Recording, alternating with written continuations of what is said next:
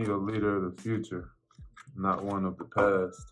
Someone that understands where we came from and has a good idea of where we should be headed, not somebody that came and is rooted from the horrors that we're coming from these last couple 100 years. Don't ever be afraid to change. The next stage in your life, you may hit your lowest point, but guess what? That same stage, you might reach your highest peak. Don't worry about inspiring the people who are against you. Worry about or focus on inspiring the people that are on your side and actually support and love you.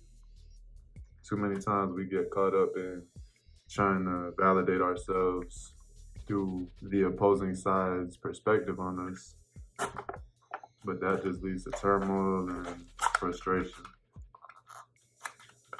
Validate those people that value you.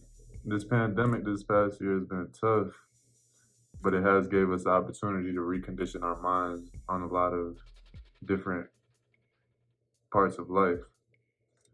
Because life is, yeah, you could break it down to, life could be simple, just work hard and be good to everybody and treat everybody how you want to be treated. But it's very complex, it's more than that.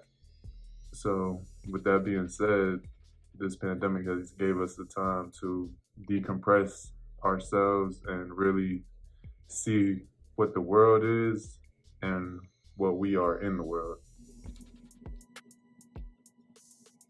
Make chess moves in life. You could look at them as cheat codes, but it's really just chess moves and thinking ahead and planning ahead and moving precisely and in a manner that the only reason you should ever backtrack is to slingshot yourself ahead. That's the only time you should take steps back is when you're about to catapult yourself. Protect your passion. Your passion is your intuition mixed with what you believe you can offer the world. This is crazy, like when I think about it. Motherfuckers need an accountant for their accountant. Motherfuckers need a lawyer for their lawyer. Like, shit is hardly ever just black and white. This is how it's gonna work. There's always some in-between bullshit that makes you feel like, I need somebody to watch you watching me. Like, it's crazy.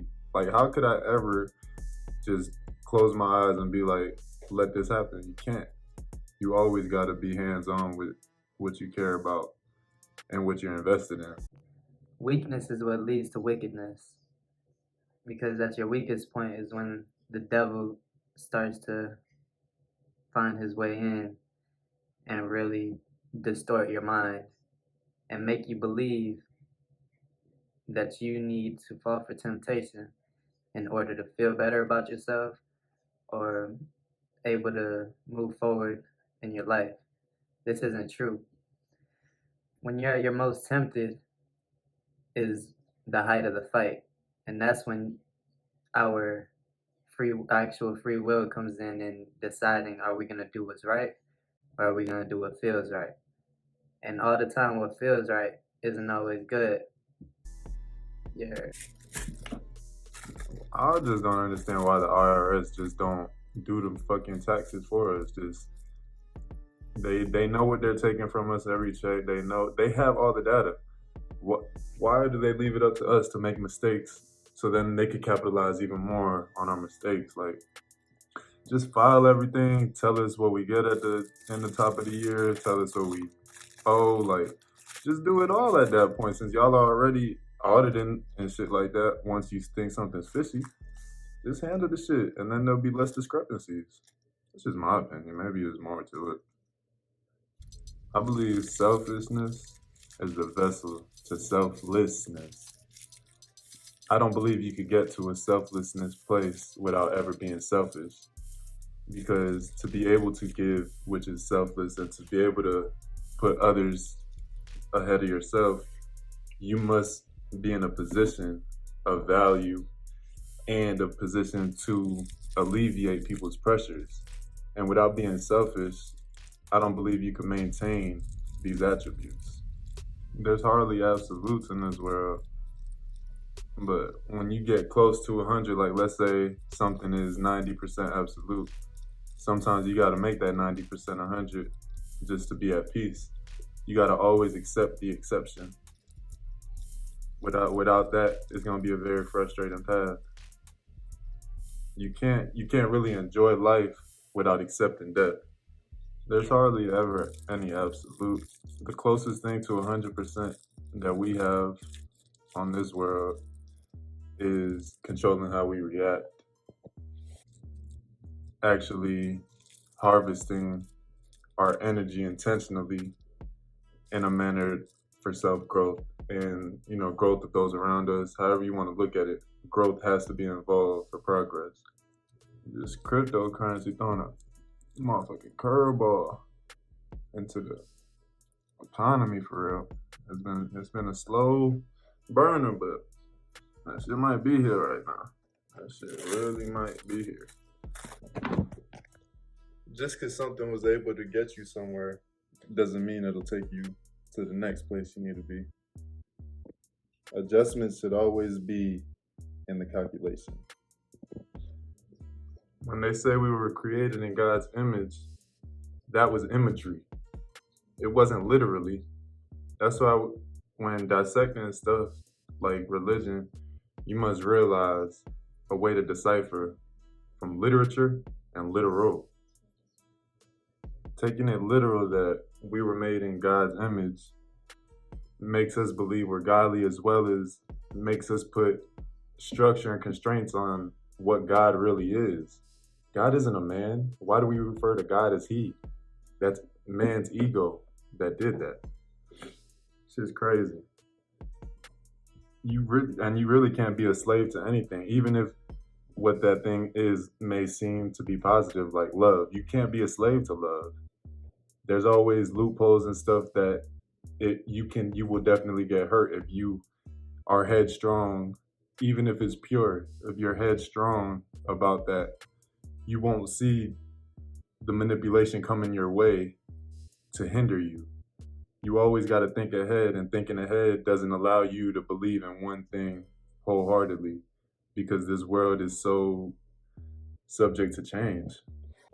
Cryptocurrency is either going to crash the market or it's going to enable enhancements of the market. We could theoretically go from commas like millions, hundred thousands, back to decimals, and that be our value because of cryptocurrency, because the value of it is in a hefty place right now. We could literally go back to fractions, just as metrics. Shit is crazy to me that motherfuckers really sign up for 30-year mortgages. I mean, of course, we're conditioned to that, and that was the structure that they built. But to accept a 30-year mortgage, do homeowners really understand what they're getting into? Of course, stability should be the key, and that's really the main focus of getting into that. But we could hardly predict what's gonna happen in 5 years, let alone 30. Like the lenders really put the buyers put us in a bind. 30-year mortgage is crazy, but it allows us to have space to live on layaway until we finally end up paying it off. You can't blame the lenders for wanting some interest off the top. Sometimes the numbers are a little unfair and unjust. It just gets complex when fairness comes into play, because what is fair? Who is to say how much value one's ability to obtain this money to lend somebody? Who's to say what that value is? Because obviously that money, those large lump sums of money, we don't all have access to it.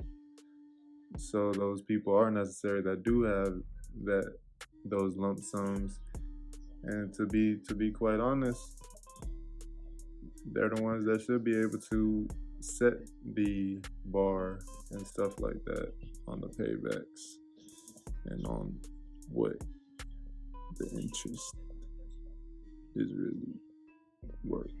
Performance versus comfort. To find that balance is to find your leisure mixed with your efforts and your diligent work.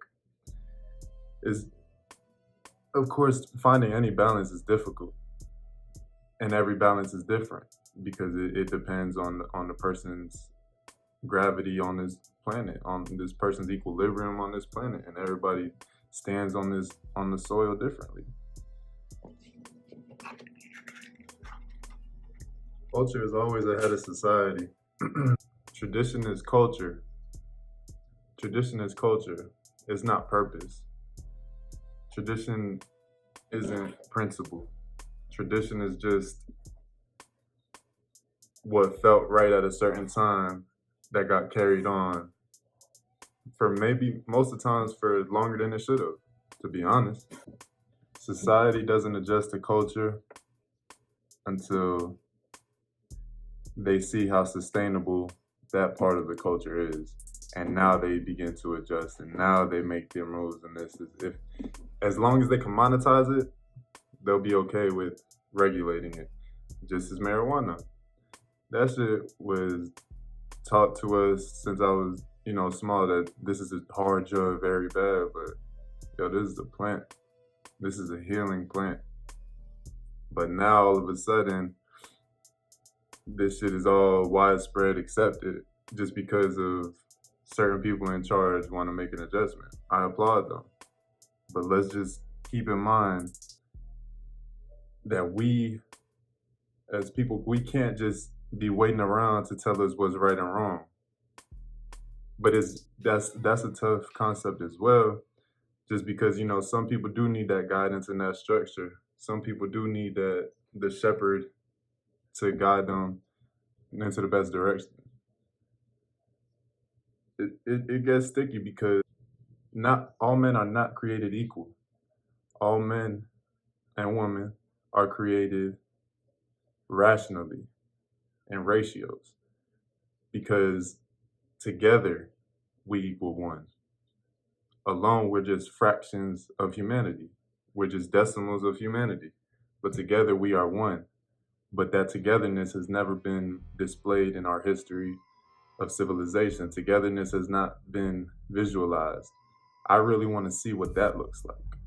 I want to see what unity really looks like and what can transpire from that.